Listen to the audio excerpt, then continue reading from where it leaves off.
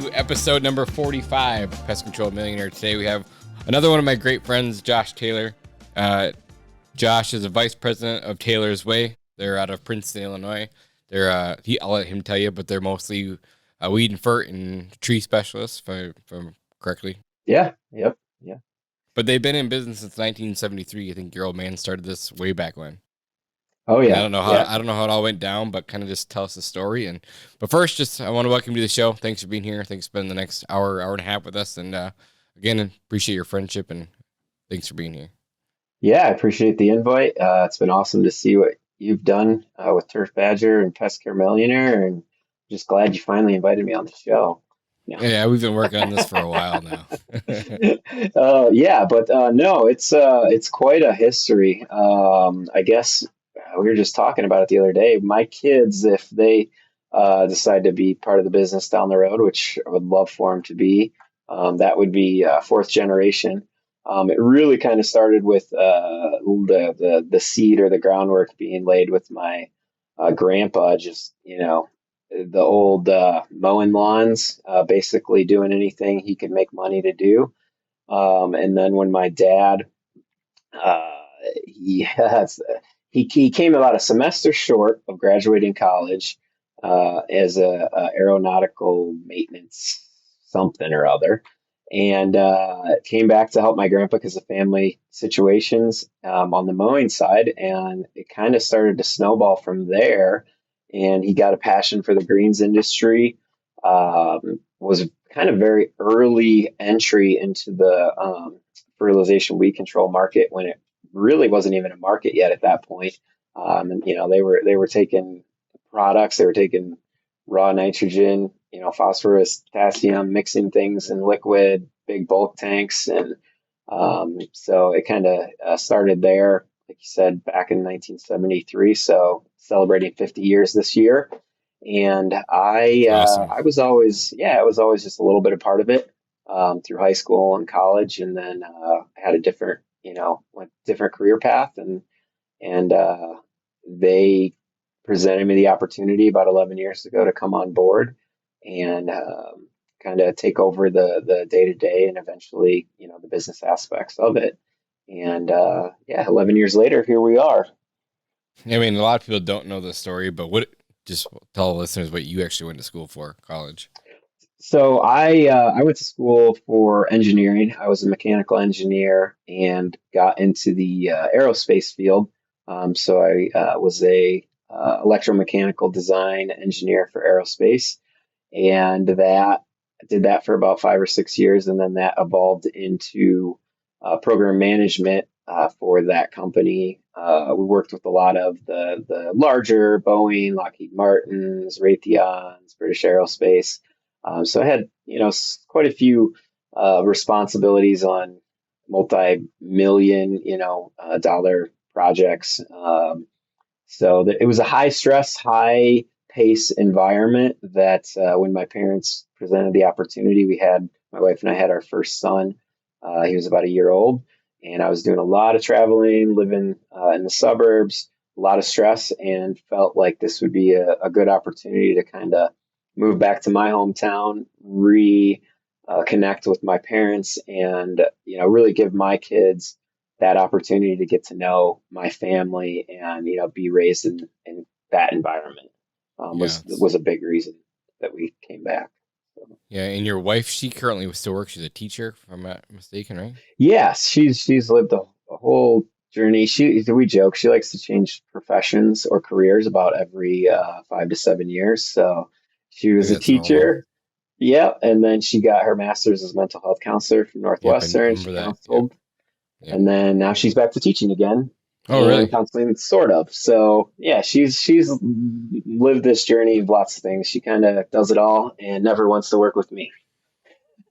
That's funny. But it probably works out pretty good, seeing that, your busy time is the summertime, so she's home with the boys. And I know, I've been to your property before, so your house, unless you moved, is right next to the shop, so it's kind of convenient. Your office is out there. The boys are probably home all day long. Get to see them during the summer when you're busy. So that probably worked out pretty good too, I'd imagine. Yeah, that's been a huge part of like why we did it is the flexibility, the ability to, be around family. I get to see my kids pretty much every morning before they Yeah. leave. I come to work, my 30-second commute, and then, I'll do some work and then I'll go home to, just kind of be able to see them, hang out with them before they go to school, help her out, and then kind of the same after school. So yeah, that's been Yeah. a huge benefit, definitely. That's super awesome. So I know that you said your grandpa started and your dad got involved and they're doing like the weed and fert. When did the business evolve into trees, or is that almost right away too? So there's always been a little bit of the involvement in trees, but it became something that we very seriously uh, started to pursue and market. At this point, it would probably be about 17, 18 years ago, when my dad and my uncle, Dennis, who's our head of sales and our lead arborist, they decided to go ahead and become certified ISA arborists.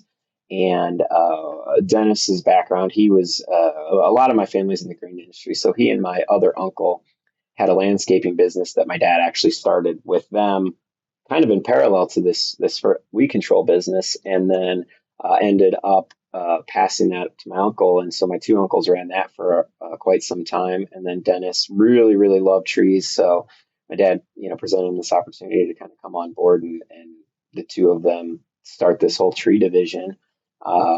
And so that's kind of got the ball rolling. And we primarily started in the plant healthcare side of things, which is probably very contrary to most tree companies. A lot, they're going to start with trimming, removals, all those kinds of things. And we kind of did a backwards model. We started heavily on the plant healthcare side, and now we've added a lot of those other trimming services, removal services, larger scale things that we've gotten into now, probably in the last, so we'll say 5 or 6 years, seriously gotten into that side of the tree care industry. I think you're the first tree care. In fact, I know you're the first tree guy we've had on the podcast. That's a win in Ah, itself. yeah. What makeup of revenue is the tree side of the company at this point? Uh, so right now, the tree care side represents about 35% of our total Okay, revenue, right, year over year. So it's definitely a big percentage. for sure. And then the other 60, or maybe it's 50% is for weed and fert. Fert can't talk now. Yeah, I'd say probably the 50% is probably weed and fert, and then the other segments of our business that we have now is we do pest control as well, and we do this will be our third season doing holiday lighting, which we've liked a lot and gotten into some specialty inception lighting along with that. That's been kind of a fun journey. The pest control side, we're really we bought out a smaller company in our area as almost a strategy to force ourselves down that path, and we were lucky enough to bring on Derek. Stayed on with us part time when we purchased his company 2.5 years ago, and just about a month ago, I was able to bring him on full time. So he's full time on our staff now, and yeah, he's been a great asset to really help us grow into that industry because it really lines up with a lot of other things that we do and niche services that we provide. Yeah, how's that been going? It's going really well. It's it's a little bit of a learning process. I think, as you would know, pest control is one of those things that it's harder to sell than you initially would think it would be, and so you really have to dedicate the time, the resources, and the specialization to make sure you're doing it right. And so it's we've purposely, I'll say, done a little bit of a slow play on it over the last 2 years, and now we're really ready to kind of unleash the floodgates and turn it into a big growth segment. We've got some pretty big growth goals over the next 3 years for that division of the company. Cool. Did you like rebrand that division or anything like that? We have not rebranded that division. When we did an entire rebrand of our company Taylor's back way. in, Yeah. yeah, to Taylor's Way. We did that back in 2018. It was there's been an evolution of several. Our legal name is Taylor's Natural Green Lawn, and that's a mouthful, obviously. And so it very quickly got coined Taylor's Turf, and that's kind of everybody in town knew us as Taylor's Turf. And You're then right. got into the trees, it was easy to go to Taylor's Trees and Turf. Yeah. And so when we rebranded, we wanted to try and give us that opportunity to grow into other service segments, both within and outside potentially the green industry. So that was kind of where Taylor's Way came about with the idea of then being able to do spin-off brands to that, of which this year we just launched Lit Up Taylor's Way for our holiday lighting division. And so That's there awesome. is, thoughts to kind of go ahead and maybe rebrand and do the same thing on the pest control side as well. Cool. Yeah, I know that's one of our topics for today is the rebranding, so we'll deep dive into that in a little bit. But I'm just trying to get a feel for the service levels. And then I remember talking to you like last year. You talk about Christmas lights, and you're like, I think I could see like in the new future, like us only doing Christmas lights. Like you guys Yeah, must have liked it so much that it obviously went really good, and to say, hey, we could have a business strictly around Christmas lights. yeah, absolutely. It was. I think that's one nice thing that of the services that we provide, we do a lot of things that I feel like are a little bit more technical. So it's allowed us to attract a different kind of employee and target different kinds of employees that are maybe a little bit more multi-talented, multifaceted, to where they can kind of shift across our different business segments so we can utilize them differently. And in doing so, I found that, the holiday lights, there was a few guys that really, really started to embrace it quickly and picked up on it quickly. And it's one of those things where it was almost between, October and Christmas. It was almost like it was a vacation. Like you're still doing the work, but it totally changed the way that you engage with the clients. It's a lot more of a instant gratification. They can see the results of what they're doing right away. They get that joy out of it. Whereas, some of the other things that we do in the greens industry, it's a little bit of a longer game that you see those changes and those benefits that come about. So I think it's kind of that combination of doing something a little bit different that in our area not a lot of people do, being able to use their expertise in maybe a way that they hadn't before thought about. And then, like I said, that your people are, they're so appreciative when they see the lights. That it's just kind of one of those where they're just in awe, and they really reflect that on our staff. And then they eat that up, and it's fantastic, kind of seeing that interaction between the two. Yeah, so I got a couple questions. Do your arborists typically do the Christmas lights, or is it your weed and fert guys that are just finishing up with their season, then jump over into Christmas lights? So right now, it's primarily been our turf guys Yeah, that have done it. The nice thing is we have on some bigger projects where we've had to maybe use some lifts or right. some things that other people would walk away from. That's where we've brought in our arborists and used some of our specialty lifts and bucket trucks and things like that, where they're super comfortable doing that and they can chip in for a day, on big projects like that to support the team. So everybody's had a little bit of an involvement, but yeah, the primary is that it's a nice transition from our fert and weed control guys into the holiday light season. Yeah, that's kind of what I figured too. Like I think like all the lifts and the equipment you guys have for all the trees, like of course those guys have to be helping out with the big stuff. It works so great Yeah, for you guys. Um, absolutely. the other day you sent me a list of things to that you want to talk about, and on one of them was the green industry or any industry. Just do whatever do what anyone else doesn't do, or do it differently, and why it can be successful and set you apart. And I feel like that's been you guys' model for a long time. But one of the things that you guys really do different is your whole fertilization weed control side. Like the apps that you guys do, totally different than anything else I've ever heard of. Can you kind of walk us through that?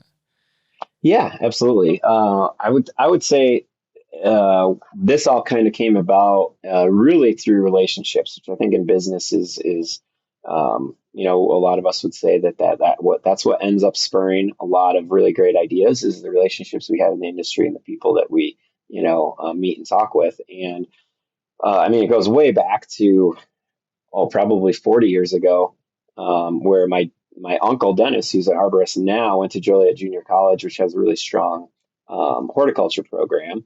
And a guy he was there with, Tim Kehoe, um, had a long history. He worked for True Green down in Florida, had branches there, started the branch of Lesco in the Chicagoland area. And, so really had a lot of knowledge when it came to fertilizers, applications, that type of thing. And I'm going to say it's probably got to be about 20 years ago, give or take, that he went off and created his own fertilizing blending with a company named ProApp.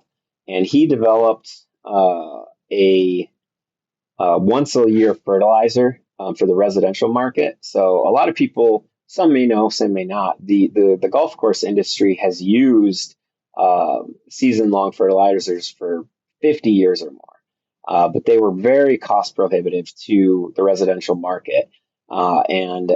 So over time, he really kind of figured out how to change the blending, change the science of that product to bring it to the residential market so that as a lawn care provider, we're able to go to the property, at the beginning of the year and apply our products of, the fertilizer, which we can put other coatings on there to account for other things like pre-emergence.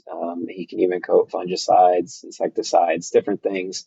But we put that down one time and it spoon feeds the lawn the entire growing season. So it's got all of these advantages, from the turf grass standpoint that we're not pushing the nitrogen spikes that you may traditionally see in fertilizers. Now, fertilizer technology has come a long way in 20 years.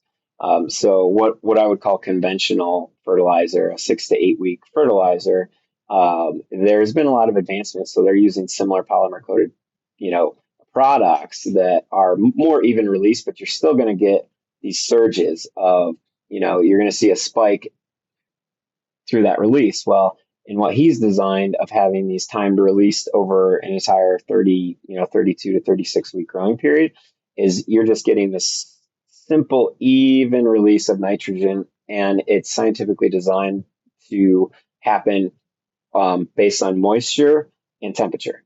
And so technically, if we wanted to, if we weren't putting any additives on, I could put down fertilizer in the middle of November for next year. And it would just sit there. It would just wait. And as soon as that soil temperature and that moisture level is at the right point, that just starts releasing and it spoon feeds the lawn. And so there's great advantages, not just from the horticultural side and the agronomy side of it, but then from a business model side, it means that we drastically reduce the total number of visits that we have to go to a property for that specific need. So it lets us now focus on other aspects of a client's property that, maybe we otherwise wouldn't be able to because we're just there applying fertilizer. It allows us, to spend a little bit more time on maybe some of the problem issues that they have on the turf. It also helps us to now start looking at other areas that we've really started to grow in, i.e. the tree care, pest control, things like that. So now we have resources available when we otherwise wouldn't have those resources available because they're out fertilizing in the late summer, fall, winterizer. So it really opened up all these opportunities to then reallocate, cross-train guys in different areas.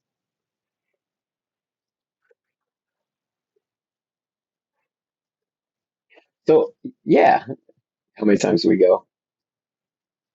So our very basic program that we would present to somebody would be as low as 3 applications a year. So we would go there at the beginning of the year, May timeframe, maybe April, put that product down, and then come back later in the spring to address weed issues, and then come back again late summer, early fall, and address weed issues again. And I would say that, that's kind of our base program. And with a lot of clients, we try and take a little bit of a different approach is we really do try and customize and based on the knowledge. So we push knowledge and education with all of our technicians so that they're almost creating like custom programs for each property that they're on based on what the needs are. Whether it be they're noticing that there might be a need for fungal, or there's insect and disease problems. Maybe that's just a cultural practice thing where bad soil conditions, and we have to work at soil amendments and things like that. And so lots of times people may come in at a base 3 app program, but we may end up going to their property 5 or 6 times, up to 7 times, but it's very targeted and not just the cookie cutter every time type of thing. And what's nice is then over time, those people may actually go back to only needing 3 applications because we've corrected a lot of their issues. And we don't see a problem with that at all. I mean, I really like the less is more model. If I can go to a person's property 3 times for just the lawn side of it and get a great result, to me, that's a win-win because they're going to be a great client and they're going to want other things from us.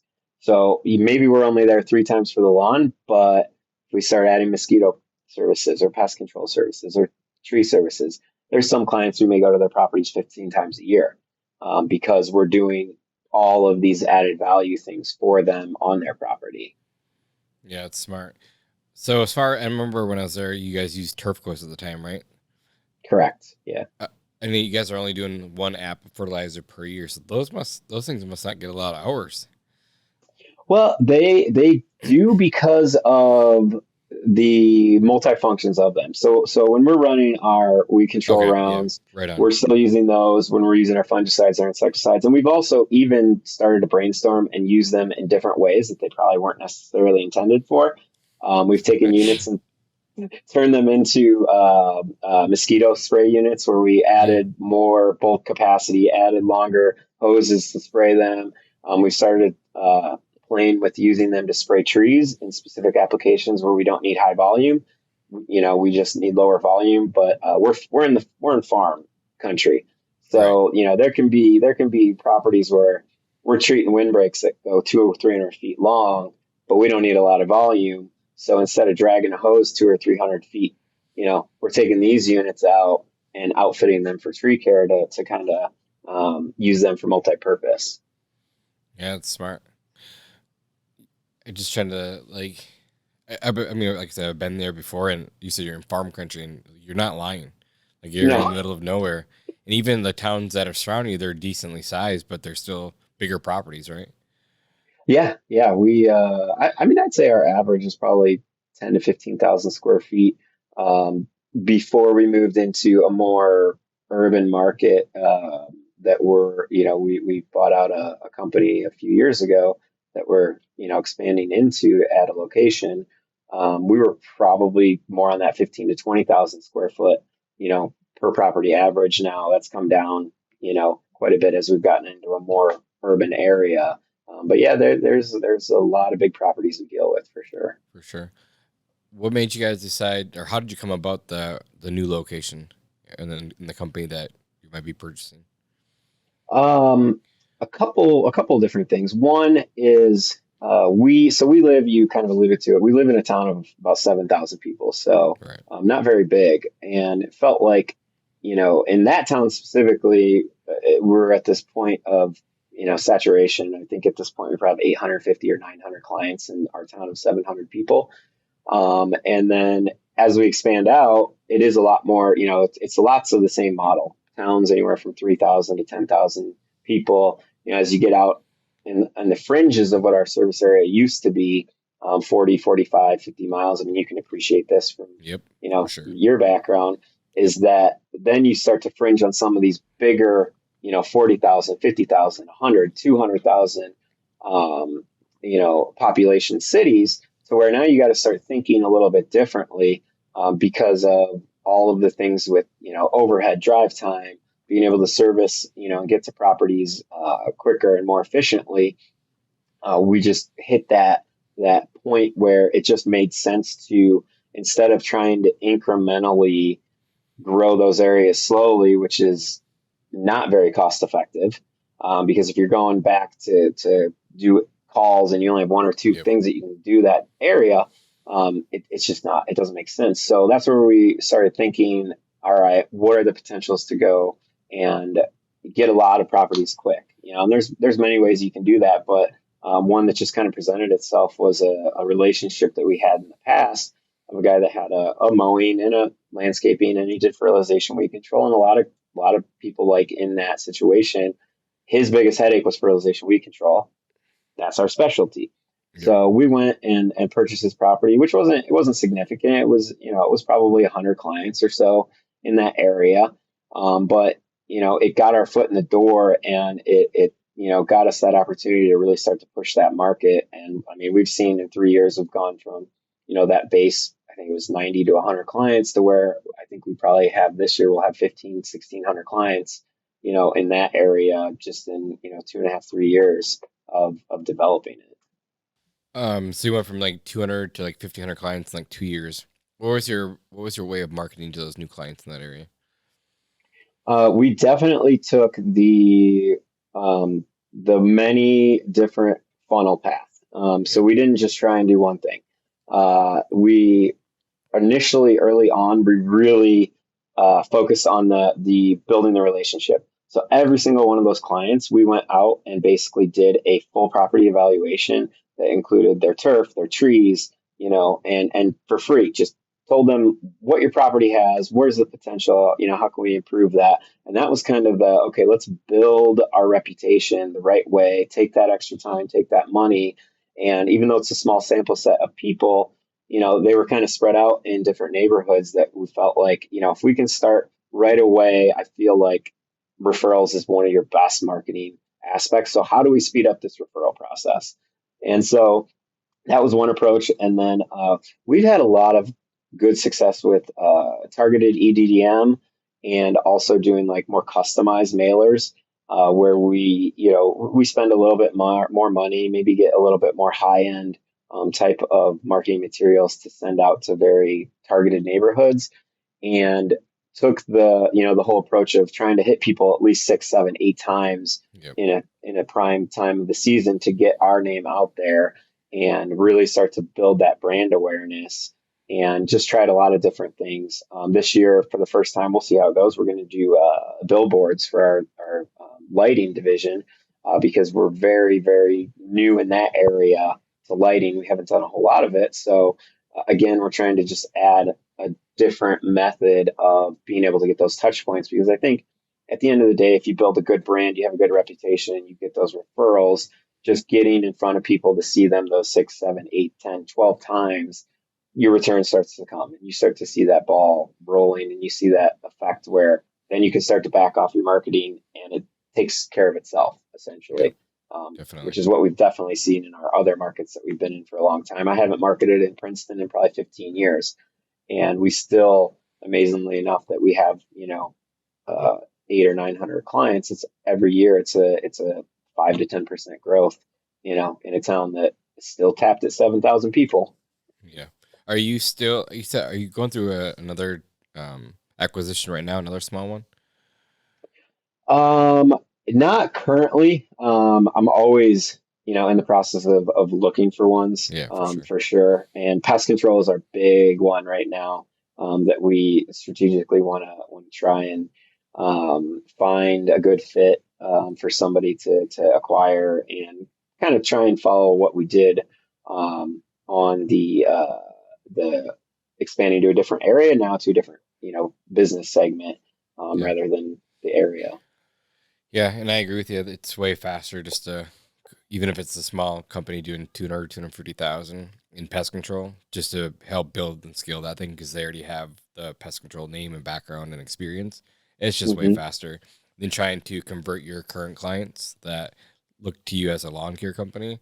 It's not the Yep. same. Like we've had this conversation on this podcast so many times, it's unreal. All lawn care companies struggle to get pest control clients, just how it is. Yeah. Yeah. It's definitely And all it that's what is we've a seen. change of your name of pest control, right? Literally. Um, Yeah. so it's been talked about a lot, but every company seems to struggle in that same spot, except for maybe a few that I've talked to that have done a really, really good job of. But most of those guys have spun off like just a separate brand. Yeah. But you Yeah. have you have the Taylor's Way, which will be great because, like you said, you change your name to the tree side. You have the lighting side, and now you have like pest control side, which would be awesome. Which Yeah. kind of And brings that was us to that topic go on. too. Like it just kind of brings us back to the whole rebranding topic. Like I remember must have been SA 2 or 3 when they brought that guy in, Yeah. I think that was 3, if I remember. and Yeah. and that's when it all Yeah. started for you, right? At the SA 3, or you started Yeah. to That really was look into the rebranding. We actually ended up using that company that they Right. brought in, branding for the people, and it was a very immersive process. It was much more than just considering brand, and it really made us look inward and figure out what's our identity, what's our purpose, why are we doing this? A lot of these things that maybe my parents knew early on or developed over time, but I don't necessarily think was resonated throughout the entire staff, or was something we lived, breathed, and talked about. And so that was a really cool process, going through that with my parents. I kind of took the lead on it, but the more we went down the road of it really just initially started as a, you know here's how you go about rebranding, and here's some of the steps. Okay, here's the program we presented. Now, if you want to really go rebrand, here's all the work you got to do. Here's all the money you got to put in. And so, as we went down that initial process and my parents got more engaged, I think they really start to see the value in what that would do for our company, and not just creating a brand, but now creating a culture that people can buy into, creating a vision for the future. And that was really what was, I think, the highest value of that process. Is we had to do all that upfront, hard work to really look at ourselves, look at our company, look at our clients, look at the services we provide, the areas we service, and figure out who are we and what do we want to do. And doing all that hard work, honestly, made the brand come about really easily. It doesn't seem like, that's like an aha moment, but Taylor's Way was just something we fell in love with, the name, what it felt like it meant. We've always been about, family. I mean, our core values, the acronym's FAST K. It's, family, accountability, stewardship, transparency, and knowledgeable, capable people. And that really all was developed, and then the name and all the other stuff kind of came afterwards. So living that process made us look really hard at who we were and who we wanted to be, going into the future, and it's paid dividends 10 times over, not just monetarily, but in the everyday life and the culture, the people around us, and the way that we interact with our staff, the way that we hire, the way we build our leadership team. It really is rooted in who we are and what our brand represents. Yeah. And how long did that whole process take? I remember it being a while. It was, the initial process was probably about a month of weekly webinars, but then the deep dive where we really worked on all of the support of it. I want to say it was probably a 10 to 12 week process of, meeting with other companies that were going through it together. It was that was kind of a neat thing, is that we were doing this side by side, with other companies across all kinds of industries. I mean, there were some people that were literally just rebranding themselves, because they were independent contractors, or anywhere from that to people in tech to grocery stores. It was kind of all over the place. And so having these weekly topics, and then having homework and creating accountability groups to make sure we were doing what we were doing, bouncing ideas off of each other so that we could, create all this support, documentation, information. I think we all found it was crazy how easy it was to get to a brand identity once we did all the hard work. When initially it's like, I don't even know where to go. Like, are we going to change our name completely? Are we going to, not even have Taylor in it? What are, and when we went down that process, which was long, I wouldn't say it was painful. It was fun. Honestly, it really was, but it was hard. It made Yeah. you really do the work and dive into it. And did you guys change logos, colors, everything? Yep, we did. We before, like a lot of people, our colors were green. Yeah. Like I said, it was Taylor's Trees or Taylor's Turf. That was pretty much all people would know us for. And so, yeah, we went to Bears colors, which I know you love. Yeah, We went to the definitely. orange and blue. and went to a different logo. You can kind of see it here. It is, so this is kind of our main brand logo, and it does, I know, still kind of keep us in that greens industry, but also offers a lot of flexibility in kind of the kid is close to me. It's a family business. I have three boys. And when we initially rolled out with this, it was kind of a joke because all three boys were, claimed it being them, as being the brand kid. And so I think we really loved how it echoed who we are and the flexibilities of being able to take this family and this kid and pivot it wherever we wanted to go. I mean, we've joked about, having a logo of a kid holding a chainsaw cutting down a tree, and that one might be a little bit edgy, but Yeah. just that ability for us to now just kind of say that, hey, we're not just a tree care company, we're not just a lawn care company, we're a service company at the end of the day. We want a partnership with our clients so that if it's something that they need done, we don't do it. We know somebody that will, and we're going to hook them up with somebody that we know and trust that, can do that service for them. And that's ultimately what we want, is we want our clients to get what they need and for it to be done well, whether it be us or somebody else. Yeah. And then just the process of rebranding all the trucks itself. Oh gosh. Yeah. The rewrapping, oh yeah, I'll tell you, the list that you have to create when you think about a rebrand. I couldn't even tell you how many lines of Excel, and I'm sure I missed stuff. I still see every once in a while something that says Taylor's Turf, and I'm like, how do we miss that one? We're here 4 years later, but yeah, it's definitely a long process of yeah, and we're always improving the brand, tweaking the brand, just making it reflect who we are and what we want to be to our clients. Yeah, it's super awesome. In your core values, you have family as part of it. And I know Yeah. that's a big part to you, but you also work with uncles, dad, cousins, Cut. mom, Yeah. like all in the business.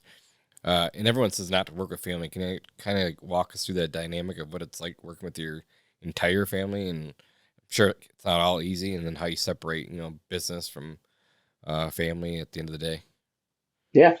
I think it's been a learning process. I mean, I know I think I've told you stories about early on when I Yep. was just figuring this out. There was times We where had long talks on the my bus.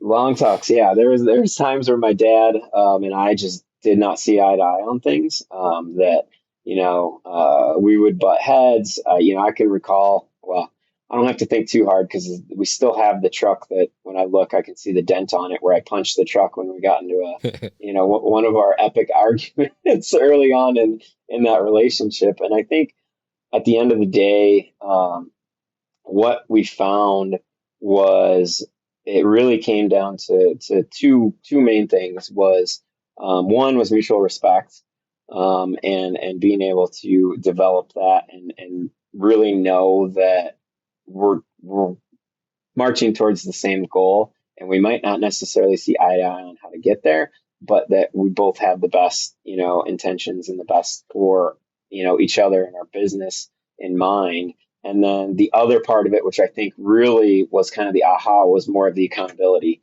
of, how do we hold each other accountable, to doing what we say we're going to do, to respecting each other and doing all those things. And I think, honestly, what's funny is I think the more we went down the path, the more we realized we don't want to separate these things. Like, we want family and business to be together, and there shouldn't be that line. There shouldn't be this separation of the two.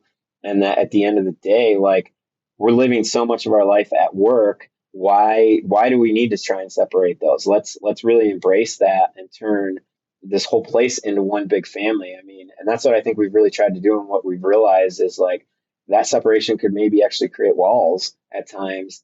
And so that does make it hard, but it also means that we're living, lives together. We're trying to, be a part of each other's lives, go to holidays, together, weddings, birthdays. And it's not just us, it's, the people that work around us. It's amazing to me how much of our staff hangs out together on weekends.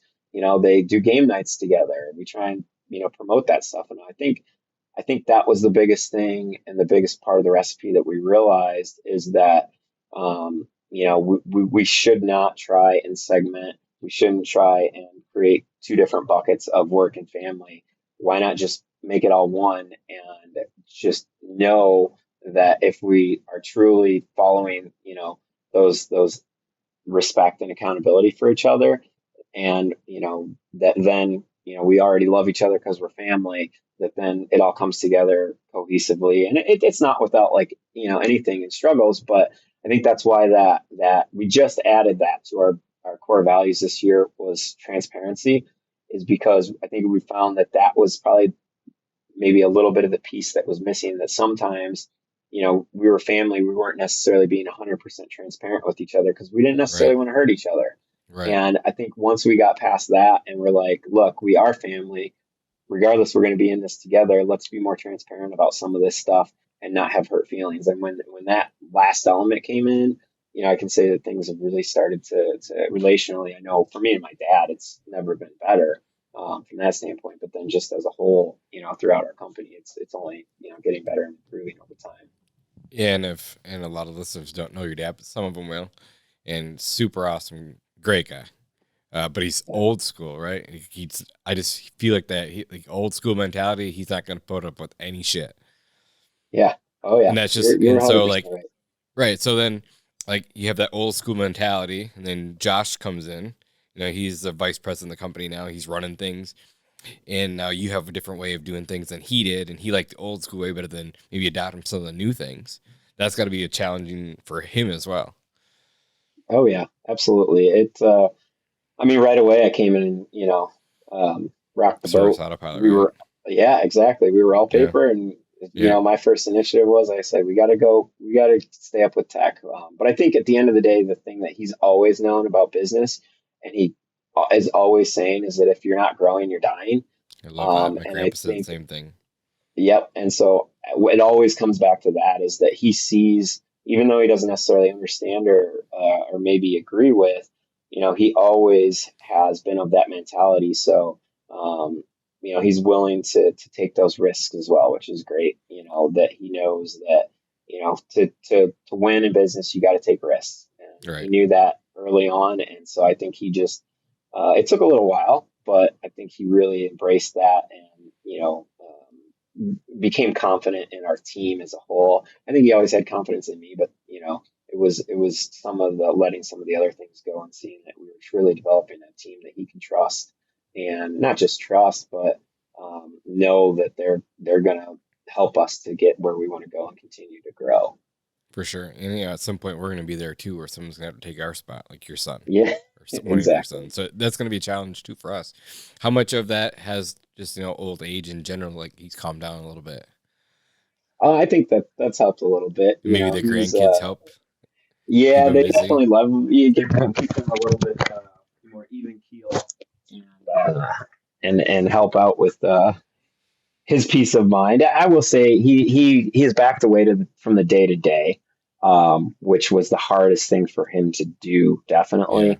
for But sure. it's allowed him to really engage. And since we started down the path of using EOS, it's kind of, I don't know, let's see, that was out in Salt Lake City, what, 2.5 years Yep. ago, something like that.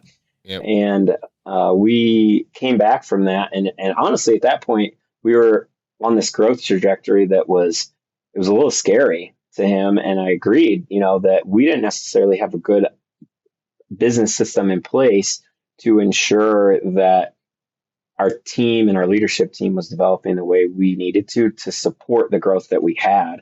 And I think that scared him, and that created a lot of tension. And so it was really interesting when we came back from that trip. It was kind of like a, I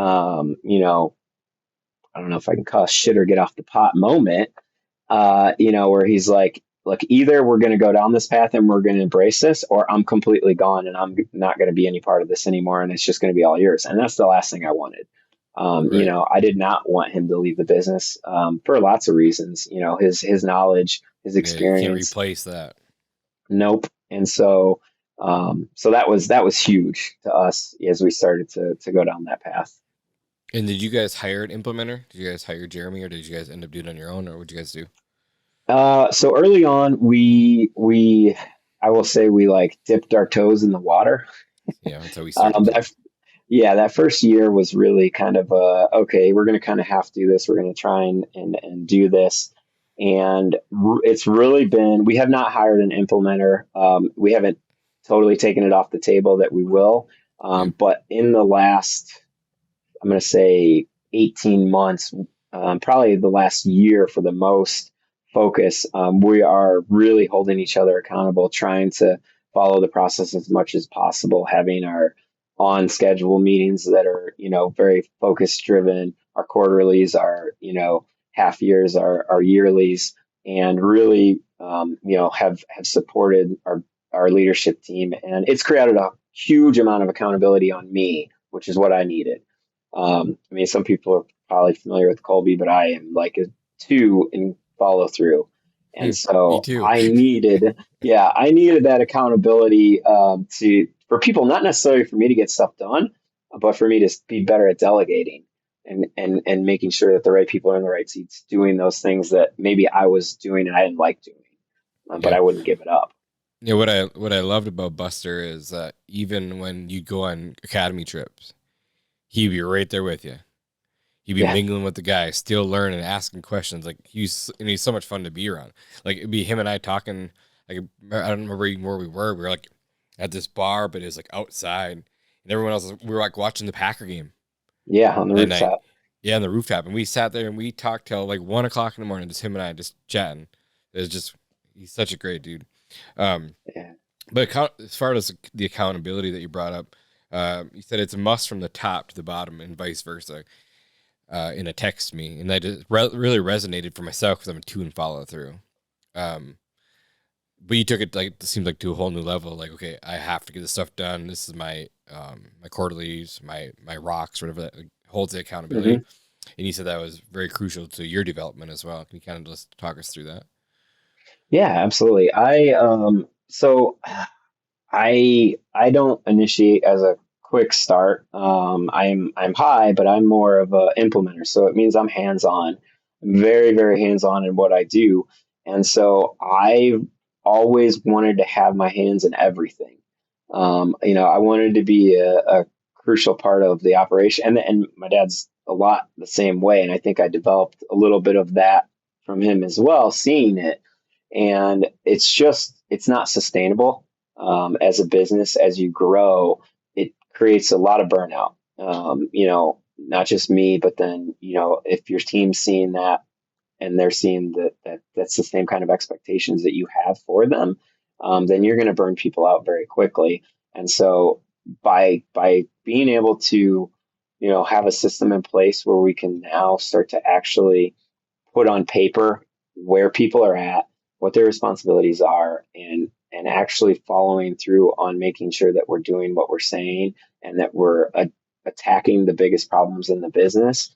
When they happen, is it just took a huge weight off of my shoulders, honestly. Where I think prior to that, I felt like I had to maybe necessarily carry this weight by myself and was afraid, of what would happen if I tried to get other people to do those things. And in creating that accountability, it then gave me that relief. And I know it did the same for my dad too, is that now we talk about all of these things and, we challenge each other. We look for change and for opportunities to continually be better and better.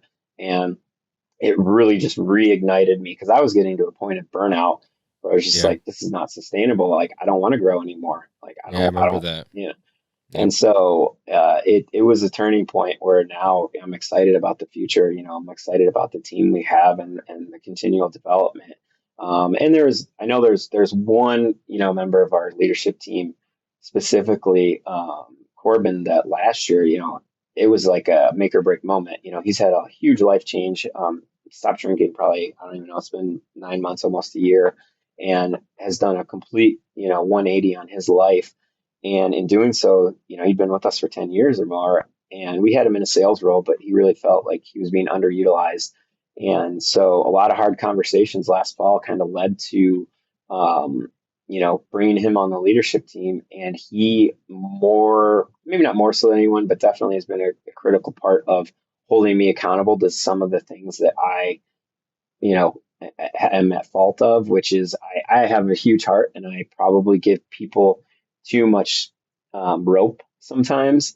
And he's definitely held me accountable to that to say, hey, look, like it's not just about a person. Sometimes it's about our team as a whole and what that chemistry is and what one person can do to that. And, he's really played a crucial role in making me face that and address it.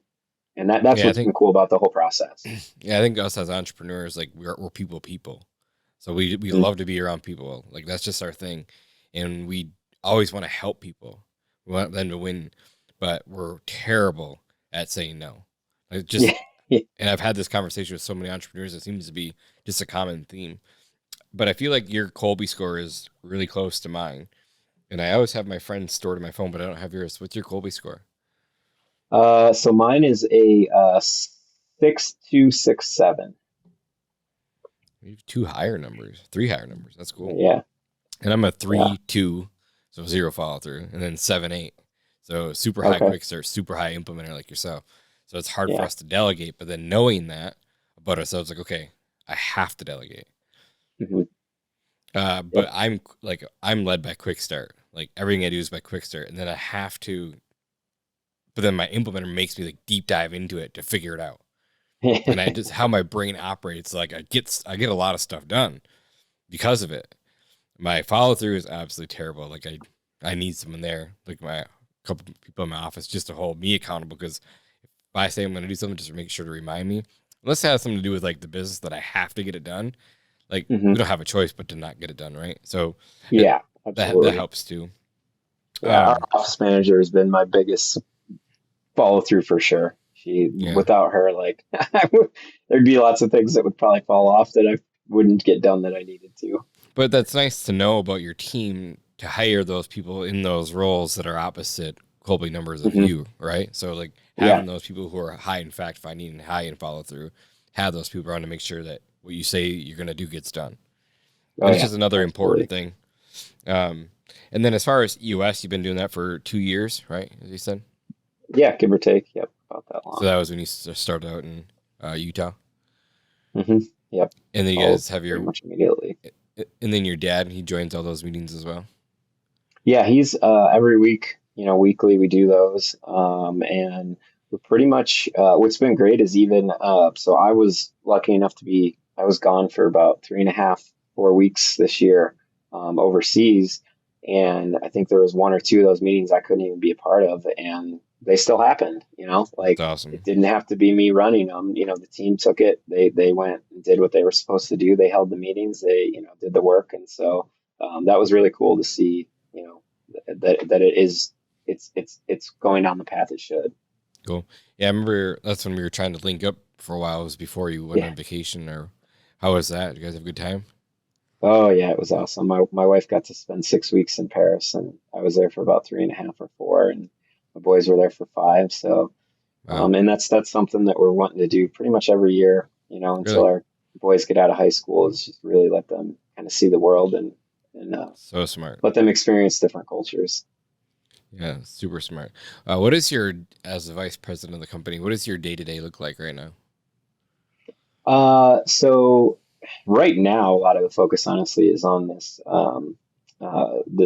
new property that we're trying to acquire in Peoria, which is a market we expanded into about 3 years ago.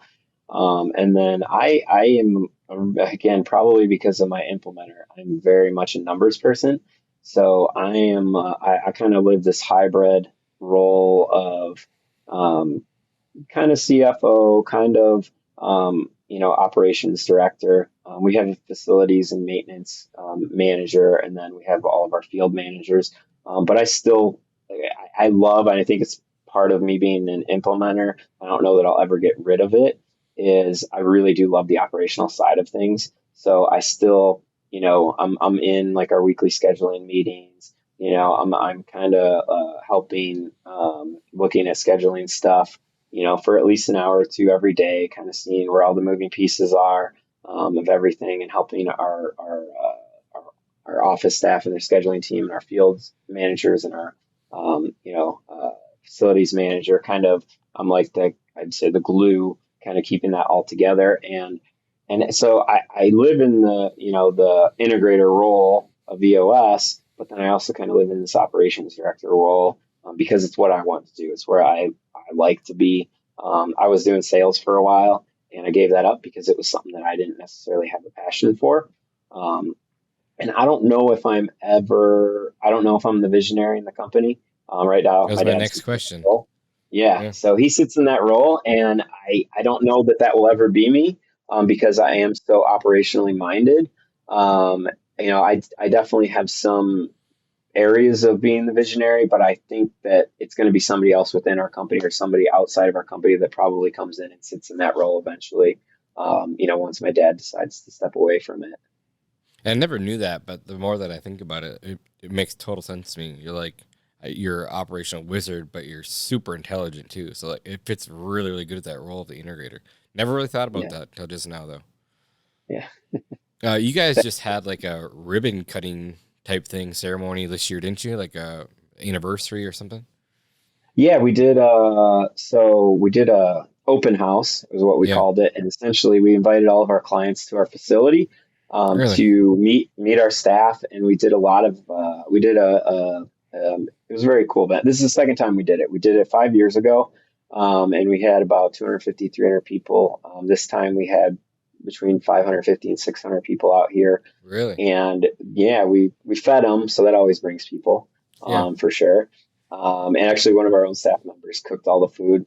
He crushed it. I hope he doesn't Sweet. leave to go start a restaurant. Right. But yeah, we did a lot of educational stuff around it. We had different stations to teach people about what we do in the tree care industry, about the turf industry.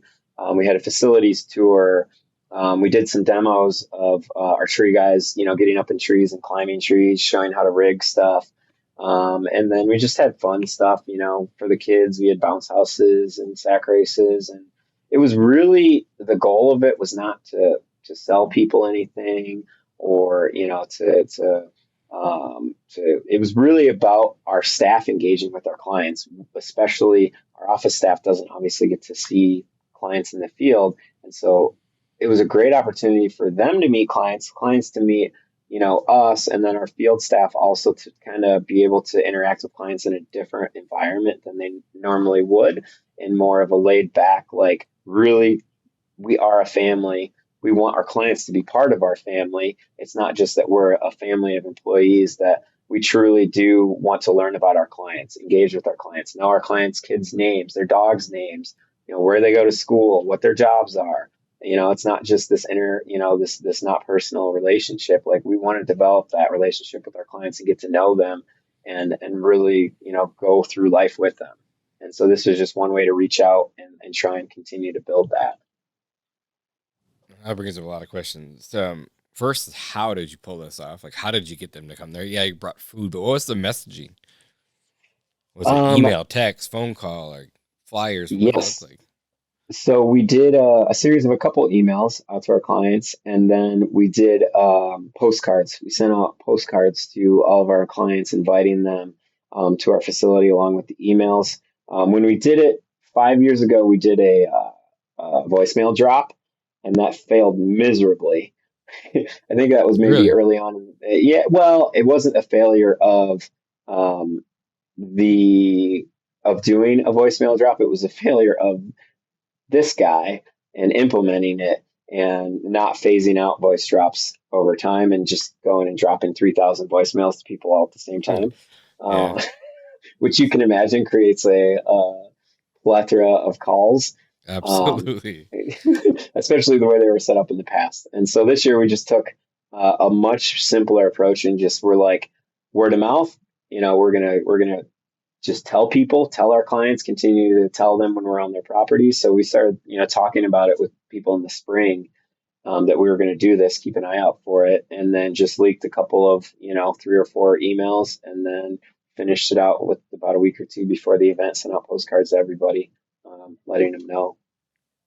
So, like, to me, there would be like a lot of fear that no one would show up.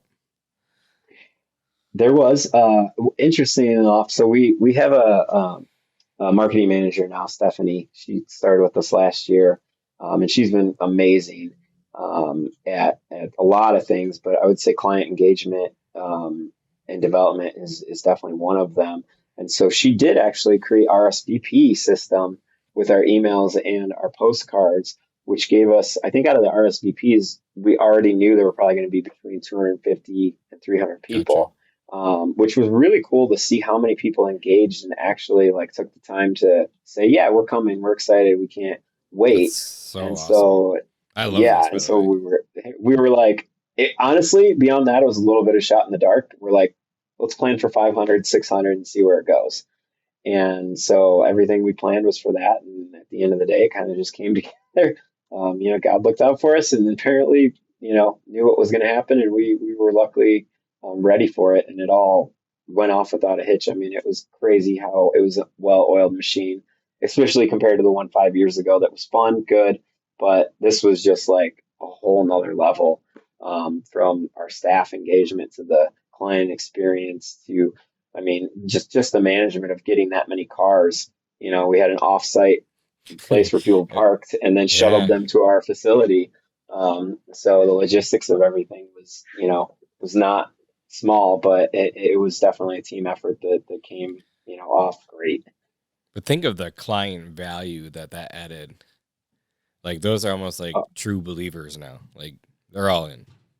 Yeah, and that's what we want to build, right? Like that's what we want. We want, we know, like any business owner, we're not perfect, but we aim for perfection, and we will always be honest with people and tell them our limitations, and then work from there and provide, the try to provide the results people want, or exceed those. And I think that in doing this, people really saw that we cared. That it's not just another business going out there to try and make money, that we have, we do things for a different reason. We want to be better. We want to really make people's lives better. Yeah. Um, did you track sales out of that? No, we haven't really tracked sales, but I will say that, so this is last week would have been about a week and a half after the event. And I would say that our sales were three times what they were the 4 weeks before that. So I think we did about $100,000 in sales last week alone. Wow. When this time of the year, we're usually doing about Slowing 25 or down. 30. Yeah. Yeah. Now, So is this something that you'll do yearly, or you think it's gonna be like every couple of years? I don't know if I can handle it yearly. Yeah. No, in jest. Like I think we talked about it. I think it'd be something that it would be really cool for us to think about different ways to do some event yearly. Yeah. Maybe not necessarily doing this exact format, but some type of client engagement, on a yearly basis where we give clients that opportunity to do more than just, meet us on their terms at their house and their facilities to really get to know us differently. Yeah. That's amazing. I love that idea. You brought up the marketing manager role, the girl that you brought in. Can you kind of like just talk us through that role and what her day to day is, like her job? I know she's a marketing Yeah. manager, but to explain what she does. Yeah. So Stephanie really, I've known her for a long time. And she actually has a degree in interior design. Worked for a nonprofit as kind of a director of, I can't even remember her title, but essentially she was like outreach and, kind of did that. And I said, look, I don't really have a role for you at my company, but I know you as a person and I know how great you are. Like, I have to have you here. And so I knew that she was looking for a change with her current, situation at the time, that she was just done, fed up. So we kind of like started the conversation. I said, look, like as we're growing and developing, we do a lot of external marketing. And I used to do a lot of this, but it's really fallen to the wayside. Yep. And I said, so my vision is you're not just going to be like this, you're not going to necessarily fit the mold of like a regular marketing person. Like I want you to be marketing in that your client engagement, your employee engagement. You're the one that's like arranging all of our employee events, that you're, learning about our employees, posting on social media, getting, them to learn about our staff. Um, Creating opportunities for clients to do different things. She came in and right away, one of the first things she did was implement QDS, which is quality Mm. driven Yep. software. Yep. because she said, well, like I said, that's one of our weak points is I think we do a really good job. We have great retention, but a lot of times the clients we do lose, I don't necessarily know why, or they're not giving us the whole answer. And so I think we felt that was really important from not that side, but also just as importantly, she's like, well, how do the guys know how they're doing? Like, or how does the field staff, how does the office staff, how do the field staff know how they're doing if they're not getting the feedback? And so that was something that right away she took on, had on, in the winter and then rolled out right away in March. And that's been fantastic for, several reasons. Yeah, So I agree. she's got all these roles, but I would say the biggest part of what her job is really that balance of making sure our team is getting their needs met and our clients are getting their needs met, and then she does all the marketing stuff on top of that too. But we're such a Yes. referral based company. Yeah. Does she the one who's gonna run the referral campaigns? She's gonna do like the Yep. mailers over Yeah. emails, marketing emails, things like that too. So Yep. She's basically, doing take your all that marketing stuff. calendar and you say, "Here's our marketing calendar." You just make sure that it gets done and create it. And she's been helping really develop and implement that marketing calendar that, I had Awesome. scribbled, Excel sheets Oh that yeah, were same. out weeks forever. And it's like, this makes very little sense. I need somebody to take ownership. And yeah, she's done that. Cool. Fantastic job with it. That's awesome. I always ask this question, but I didn't in the beginning of the podcast because we just get rolling and talking. But who was Josh in high school? 'Cause you and I were. I pretty much know the answer to this, but I would like listeners to know like the profile of the person that we're dealing with. But like, if Josh and I were in high school together, juniors in high school, who's Josh? Oh man, I was a completely different person than who I am now. That's for sure. People, it's hard to believe, but I was always also I was valedictorian of our high school class. My mom was a teacher, my dad was a police officer, right before I went into high school. So I had this interesting dynamic of, I couldn't get away with anything. Yeah, no I was a kidding. very strict household. And so I took, sports very seriously. I took the school very seriously. And friends was kind of like an afterthought, and so like I feel like I was always the guy that was really nice to everybody, really liked everybody, but I probably only had like, one or two really close relationships with people, throughout high school. Because I always just had this internal drive to be successful. And at that time in my life, it was, I was a three-sport athlete, basically I played soccer, I was a big wrestler, and, I did tennis and, did varsity basically, all 4 years for three sports. And then all of educational stuff being, my parents always emphasized that. So always had a huge part in my life too. So I was very focused and very driven early on um, at that time in high school. So I mean, I think a lot of people would say they really liked me and thought I was nice, but they probably also said I was a little probably boring, stick in the mud, because I wouldn't go to parties that much. Well, we know I that's not didn't. true anymore, Josh. Yeah, that's changed. So I was very introverted person, which I still have definitely attributes of, but I've learned, the how much I get out of being around people and engaging with them, and how much it just fills me up. Um, Whereas in the past, I think I had that fear, and once I got over that, it's like this aha moment, like, oh man, I need people in my life. I can't do this on my own. An introvert that shows up to the last dinner of academy wearing a Halloween costume. Yeah, Michael He thought Jackson. it was so funny though.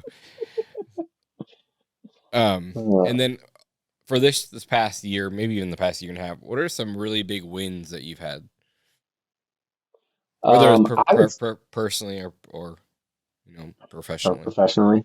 I think personally is definitely the opportunities like to travel Yeah, with my family and to put more of a focus on them and to really being able to take ownership of my schedule more and not feel like I'm neglecting other parts of the business and not feel guilty about it. I still work hard, but I can do it in a much more structured environment now.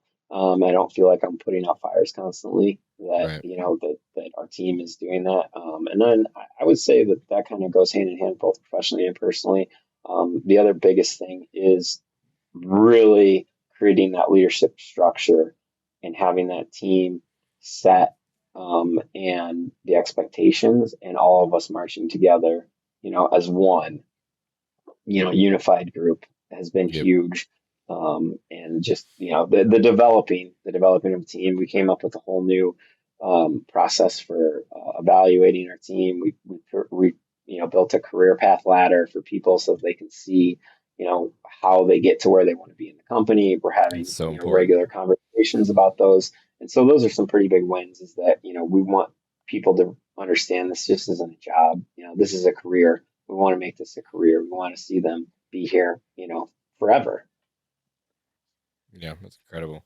And it's super important to have that career ladder too. Say, hey, this is where you start on day one, but this is where you could get to, and then how Hmm. to get there. Super important. Yeah. Top two books that you would recommend. Doesn't even have to be business related. Um, One I really, really love that I read. Well, I think actually he was the speaker at the essay last year, is Seal of God. Um, that's horrible. I can't remember the author. But essentially, it was his journey of going through Navy SEAL training, in parallel with his, issues with addiction, and Hmm. other parts of his life, and how he really found God in the process. And so that was a great book that I actually, at the conference, I immediately bought it for my dad, gave it to him for Christmas, and he read it and he's like, "You got to read this." And like he doesn't read a whole lot, like books, and so I think he read it in like a day. And he's like, "You got to read this." And so I read it, and I mean, read it cover to cover in like a day and a half or two, and it was a great book, and it was impactful, to me. And then another one that our team did 3 or 4 months ago, which has really resonated, was the ideal team player. Um, the whole idea of, hungry, humble, and smart is something that our team talks about all the time now, and we're using as a gauge for engagement of our team that's here, but also as we go and build our team outside of, really looking at those aspects of a person and thinking about how they're going to bring that to our team, more so necessarily than what their qualifications are. It's really more about the person now and how they're going to fit into our team, as opposed to what skills can they bring to the table. Yeah, And I think that's been a little bit of a flip of how we do and think about things, which has really helped us to bring on really good team people this year. And that has been great. that's awesome. I've never read either of those two, so I have definitely wrote those down to order them when we jump out of here. How has recruiting been for you guys this year? Recruiting's been good. I mean, we also, in parallel with doing QDS, we also brought on Hire Who, which helped us to integrate our platforms of where we were hiring. And that was another thing that Stephanie kind of took the lead on, was implementing that and doing the early front end, implementation, setting up all the screening and the gates and the requirements to get people. And I found the process to be much easier this year in getting to those top people that now we want to go to the next step with. We want to, create the over the phone, the in person, the really find those people that fit our team. And I felt like, it was such a more smooth and less painful process than it's been, maybe in other years. I felt like we've been really lucky in the area we are. I don't know if it's just because we're in this farm community that we've gotten lucky, that we've gotten a lot of referrals for people to work here. I think, people have heard about, the kind of company we are, and they wanted to come here. But that started to dry up, last year, the year before that. And so it became harder and harder. And I feel like this year, with some of those changes with both Stephanie and the Hire Who, it's really, pinpointed and given us, this target to figure out who are the kind of people that we want here. And now we're the ones that are in control, saying yes or no. We're not constantly just trying to take anybody that comes to us. Is that, now we're the ones that are being selective about who we're going to let join our team. Yeah, just having a system in place for recruiting is huge difference. And it's the same with us. We hired a recruiting company this year, and it's like, Man, I wish I'd done this years and years and years ago. But again, we didn't need to until it was a pain point. Like, oh man, we better figure this out quick. Just hiring a Yeah, recruiting company was amazing for us. Yeah, we're interviewing a lot. We're interviewing every single day, but we're never have a lack of people right now. In fact, we're overstaffed. that's awesome. Yeah. Yeah. Last question that I always end with on the podcast is, what are you most proud of? Uh, I would say that I'm most proud of where this company has come from my day one to where we are right now, because I think it's not just a reflection of the business, but I think it's a reflection of my family and all the sacrifices like they've had to make Yeah. in that process. You know, my wife, my kids, my parents, myself, and just seeing all of that come to fruition and seeing how great of a team that we've built. Like, forget the money part of it and all that stuff. Just the being able to truly impact people's lives, Hmm. and do it in building, a great place to be and work at, and truly be proud of it. I'd say that's what I'm most proud of. That's awesome. Well, Josh, thanks for being here. You're an absolute killer. You're a stud in the industry. Again, thanks for your time and your friendship. I appreciate you more than you probably ever know. I'm so glad that we connected 6, 7 years ago. Again, thanks for being here. Yeah, thank you, man. I appreciate it, and it's awesome to see how you're growing and how you're killing it too. So both keep it up. For sure. It was a badass podcast. Appreciate All it. right, man. Thank you. All right. Talk to you soon.